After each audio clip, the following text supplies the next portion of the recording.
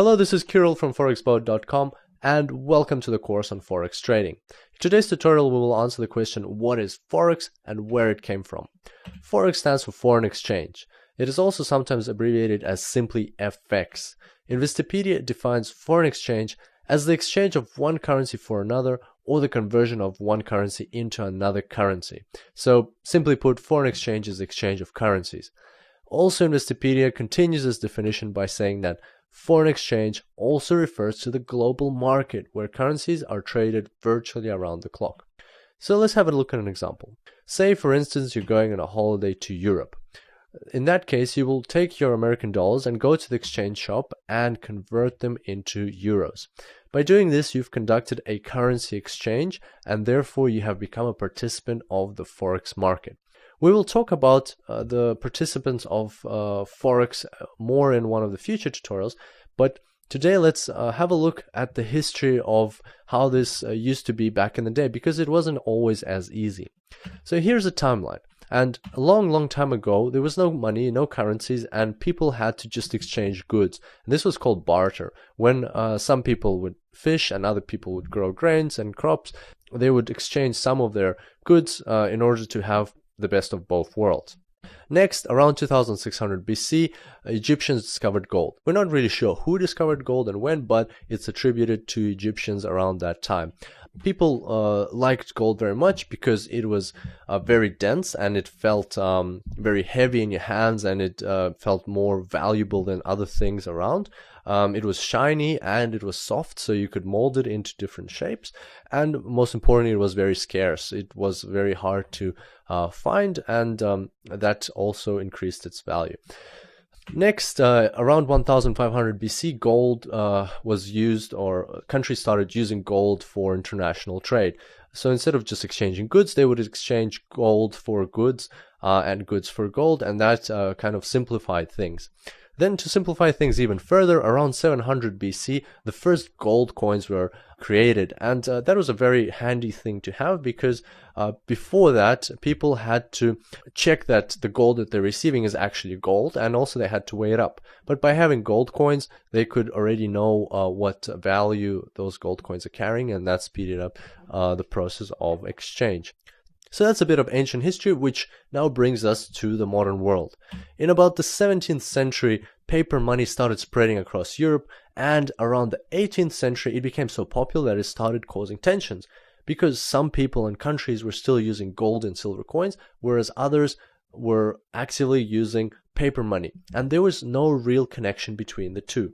And that is when the gold standard came into play. The gold standard was agreed upon in 1875, and basically what it meant was that currencies became backed by gold reserve of their countries.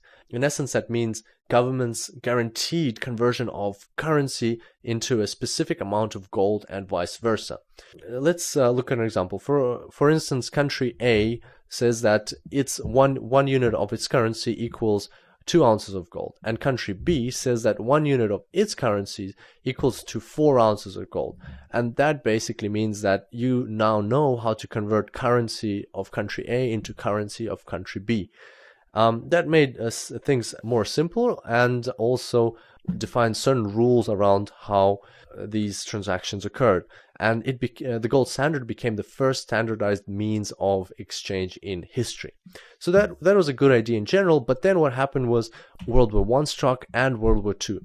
During these wars, countries that were fighting with Germany spent a lot of money on their military, and basically they were printing more and more money, and which they had to back by gold reserves, and the gold reserves were rapidly depleting, and it got to a point when they couldn't actually guarantee all that money with gold, and therefore the gold standard lost its meaning. And so to fix that issue, in 1944, the Allies got together to sign the Bretton Woods Agreement. And Bretton Woods Agreement, simply put, it's just the same as the gold standard version 2.0, and all it did was it replaced gold with the US dollar, and the US dollar became the only currency in the world that had to be backed by gold at a fixed exchange rate of $35 per ounce, and all other currencies had a fixed exchange rate to the US dollar. So let's have a look at a bit more detail into the outcomes of the Bretton Woods Agreement. So first of all, fixed exchange rates. All currencies were pegged to the US dollar. Second, the US dollar became the primary reserve currency, which meant that it had to be backed by gold. And three, the creation of two organizations. The International Monetary Fund, which is simply a pool of funds where all participating nations contribute to on a regular basis, and then if they have problems within their country, they can take money out of that pool, fix their problems, and then return it, plus pay some interest. And also the World Bank, which is a financial institution of the United Nations, meaning that its main purpose is to reduce poverty around the world and help developing countries. By the way, if you're wondering why it's called the Bretton Woods Agreement, that's because it was signed in a town called Bretton Woods in New Hampshire, USA. And as you can expect, when you create something which is basically the gold standard version 2.0, then there's a very high likelihood of it failing just as the gold standard did. And that's exactly what happened to the Bretton Woods Agreement.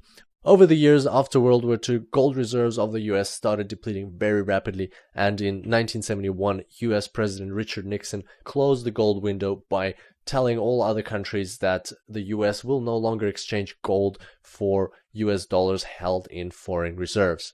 This event marked the end of the Bretton Woods Agreement, and since then, the world has been using floating exchange rates between currencies, what we now know as the Forex market.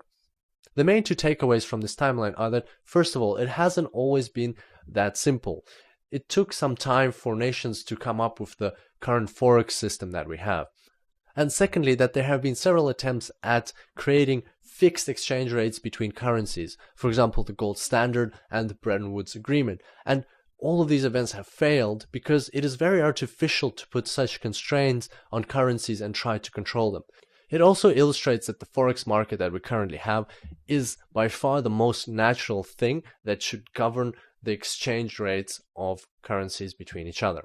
This brings us to the end of today's tutorial. I hope you enjoyed it, and I look forward to seeing you next time. Until then, happy trading.